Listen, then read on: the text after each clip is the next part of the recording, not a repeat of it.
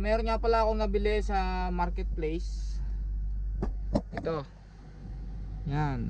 DJI L2S. No, I don't take shit. I got no love for the fakeness. If you wanna play tough and wanna hate this, I'll always show up.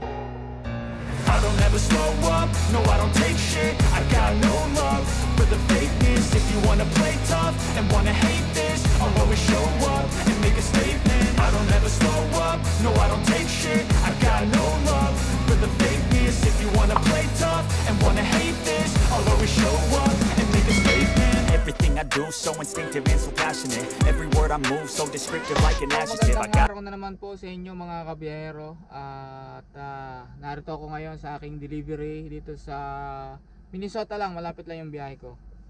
So, hindi ko pa kasi na-unbox tong aking bagong laruan. So, meron nga pala akong nabili sa marketplace. Ito.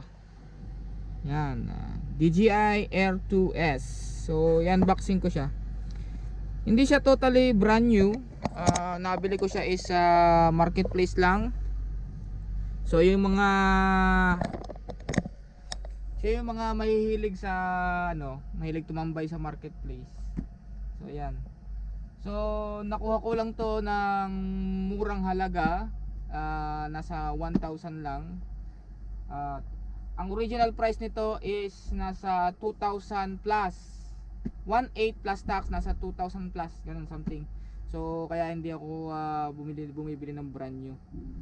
So yung una ko nga pala, yung Mavic Pro is nasira. So yun nga, na-enjoy kong gumamit ng drone, magpalipad, then kumuha ng mag-capture ng mga views at saka yung mga magagandang kuan na mga makikita. So yun, naka-tsempo ako. Ito Fly More combo pa, bundle. So ito, wala na siyang plastic. So na-register ko na rin siya kasi ayoko magpalipad ng drone nang hindi naka-register. Kasi mahirap na, penalty. Kasi kapag ka mga 250 grams up, kailangan mo ng license and kailangan mo i-register sa Transport Canada at saka sa FAA dito sa US. So yun, i-register ko muna. So ngayon ko pala siya i-open. Na-open ko na siya, na-check ko na lahat kasi bago ko siya binayaran sa binilhan ko is chinek ko muna lahat kung kumpleto. So yun, okay naman. So yun yan, ang kulang lang niya is yung sa pang Samsung na cable from the remote controller papunta sa smartphone kasi yung kasama niya na binigay lang is yung pang iPhone, pang Android. So yun. So i-open ko then pakita ko sa inyo. So ito yung box.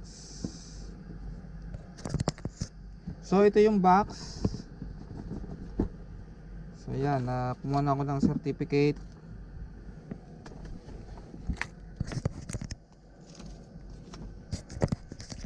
So kinuha na ko na siya ng mga certificate. So ito yung bag, meron siyang kasamang bag. Yan.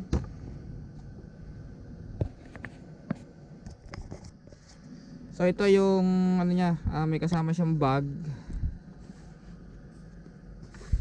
So, paano ba ito open? Ito dito.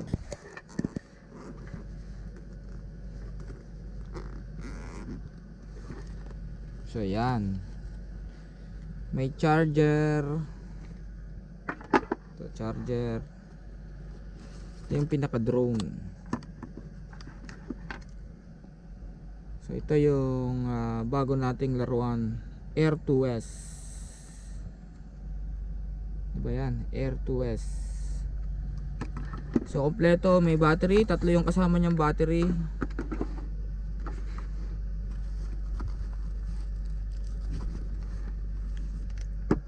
So yan, tatlo.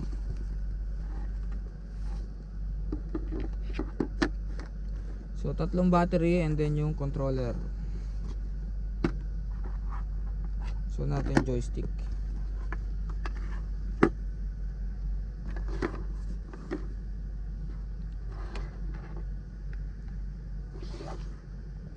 So ito, di ko pa siya totally napapalipad. Although tinesting na to nung binilhan ko. So maraming salamat. Shout out do sa nabilhan ko sa marketplace. So yan oh, sariwang sariwa oh. Makikita nyo, sariwang sariwa siya. Wala siyang sign na nag-crash or bumagsak siya. Even yung controller, hindi siya masyadong gamit. Kasi alam mo pagka yung gamit na gamit, malibag na to. So yan. So yan, tetestingin ko siya. At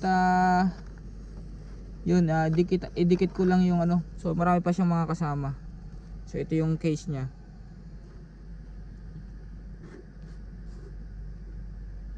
So marami pa siyang kasama na para gamitin.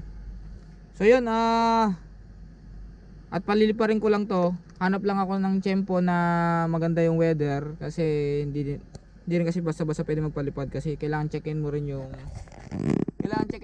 weather. At para hindi masayang yung drone. So, medyo maliit siya. So shoutout nga pala kay Pinoy Tracker na naka R2S din. So nakikita ko kasi magaganda yung kuha niya nung kanyang ano. So susubukan din natin na makaka-capture ng magagandang air shots. So yun. Dikit ko lang yung ano, yung registration niya. Yan, hindi ko na masyado ipapakita. So yan, at see you in the sky.